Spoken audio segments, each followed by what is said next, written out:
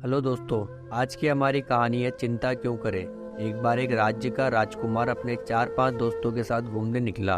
राजकुमार ने देखा कि राज्य की कुछ गुज्जर स्त्रियां दूध दही और छाछ बेचने पास ही के एक शहर जा रही थी। गुज्जर स्त्रियां को देखकर राजकुमार को अचानक भगवान कृष्ण की याद आ गई।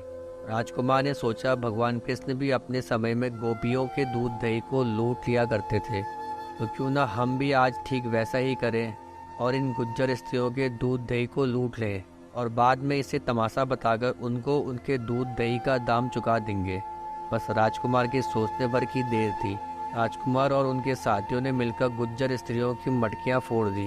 गुज्जर स्त्रियों ने जब अपना नुकसान होते देखा तो वो वहीं बैठकर रोने लगी। लेकिन उन सभी स्त्रियों में से एक गुज्जर स्त्री थी जिसका मटका फूट गया था, छाछ बिखर गई थी और वो बैठकर जोर जोर से हंसने रही थी। राजकुमार को उसे देखकर बड़ा आश्चर्य हुआ। राजकुमार ने जाकर गुज्जर स्त्री से पूछा, सभी स्त्रियों के साथ तुम्हारा भी नुकसान हुआ है, लेकिन तुम रोने के बजाय हंस रही हो, आखिर क्या बात है? गुज्जर स्त्री ने राजकुमार की ओर देखकर मुस्कुराते हुए कहा, राजकुमार मेरी कहानी बड़ी लंबी है, मैं छाछ गिरने का क्या शौक करूं? राजकुमार ने आश्चर्यपूर्वक उसे अपनी बात सुनाने का आदेश दिया। गुज्जर स्त्री ने कहा, राजकुमार मैं पास ही के राज्य में एक बहुत ही बड़े धनवान सेठ की पत्नी थी। मेरा एक बालक था। तभी सेठ जी को व्यापार में घाटा हो गया और सेठ जी को व्यापार करने के लिए विदेश जाना पड़ा। मैं भी घर खर्च चलाने के लिए बाजार में ही एक दुकान पर काम करने लगी। तभी राज्य के राजा नगर भ्रमण के लिए निकले और उनकी नज़र मुझ पर पड़ गई। राजा की नीयत मेरे सुंदर रूप और रंग को देखकर खराब हो गई। राजा ने मुझे अपने महल में बुलाया और मुझे अकेले एक कक्ष में मिलने के लिए कहा। मेरे मना करने पर राजा मुझे मृत्युदंड की सजा सुनाने लगे। मैंने राजा को कुछ दिनों के बाद खुद आने की बात कही और महल से वापस आ गई। घर आकर मैंने अपने पति को एक पत्र लिखकर सारी घटना बता दी और जल्दी से वापस लौटने को कहा। कुछ ही दिनों में मेरे पति विदेश से आ गए। हमने इस संकट पर आपस में बैठकर बात की और संकट से उबरने का उपाय सोचने लगे।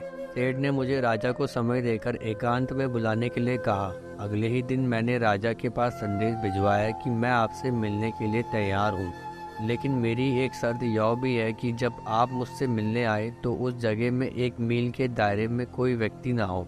राजा ने मेरी शर्त को मान लिया। तय समय से पहले ही हम दोनों पति पत्नी राजा को बताए स्थान पर पहुँच गए।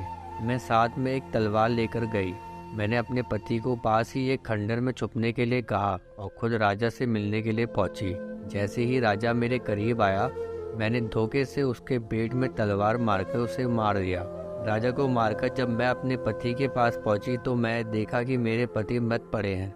मैंने समीप ही एक सांप को जाते देखा। मैंने सोचा हो ना हो इसी सांप ने मेरे पति को डसा है, जिससे मेरे पति की मौत हो गई है। अब मुझे यह चिंता सताने लगी है कि राजा के सैनिक जल्द मुझे ढूंढ लेंगे और मुझे फांसी की सजा सुना दी जाएगी। इसी डर से मैं बिना कुछ सोचे समझे वहां से भाग निकली। इसी कश्मकश में मुझे अपने बालक का ध्यान ही नहीं रहा और मैं उसे वहां छोड़ आई। मैं रात भर जंगल में भटकती रही।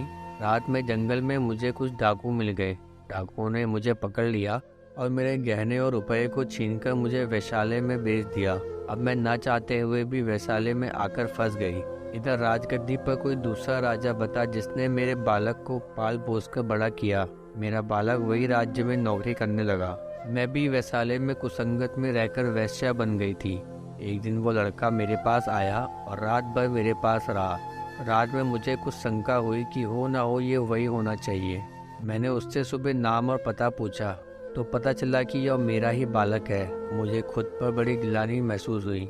अनजाने में ही सही, लेकिन मुझसे बहुत बड़ा पाप हो गया था। अब मुझे एहसास हुआ कि मैं क्या थी और क्या बन गई। मैंने पंडित विद्वानों से पूछा, अगर इस तरह का पाप किसी से हो जाए तो उसे क्या करना चाहिए? पंडितों ने मुझे बताया कि जिससे ऐसा पाप हो जाए तो उसे चिता जलकर आग में बैठ जाना चाहिए। तभी मुझे विचार आया, अगर मैं चिता में बैठ गई तो गंगा जी में मेरी अस्थियां कौन बहाएगा? इसी सोच विचार में मैं गंगा जी के किनारे ही लकड़ियां बिछाकर उन पर बैठ गई और लकड़ियों में आग लगा दी। आग के धुएं से मैं कुछ ही देर में बेहोश हो गई। तभी गंगा जी में बाढ़ आ गई और मैं लकड़ियों के साथ गंगा जी में बह गई। कुछ ही देर में लकड़ियों में लगी आग बुझ गई और मैं लकड़ियों के साथ एक गांव के किनारे आ गई। उस गांव में गुज्जर बसते थे। अब मैं उन्हीं गुज्जरों का दूध दही छाछ बेचकर अपना काम चलाती हूँ। मेरी ज़िंदगी में इतना कुछ हुआ है, ऐसी ऐसी दशा हुई है कि अब छाछ ढुल जाने की क्या चिंता करूं। जीवन में ऐसी बातें होती रहती हैं और बीतती रहती हैं। आगे ऐसी छोटी छोटी बैठन की चिंता करने लग जाऊंगी तो जीवन जी ही नहीं पाऊंगी। राजकुमार को गुज्जरी की कहानी सुनकर आज जीवन की एक बहुत बड़ी सीख मिल गई थी। राजकुमार ने गुज्जरी को छाछ के हुए नुकसान की भरपाई की और जीवन का एक बहुत बड़ा पाठ सीखकर अपने महल आ गया। तो दोस्तों, कैसी लगी आपको हमारी कहानी? कमेंट करके ज़रूर बताएं।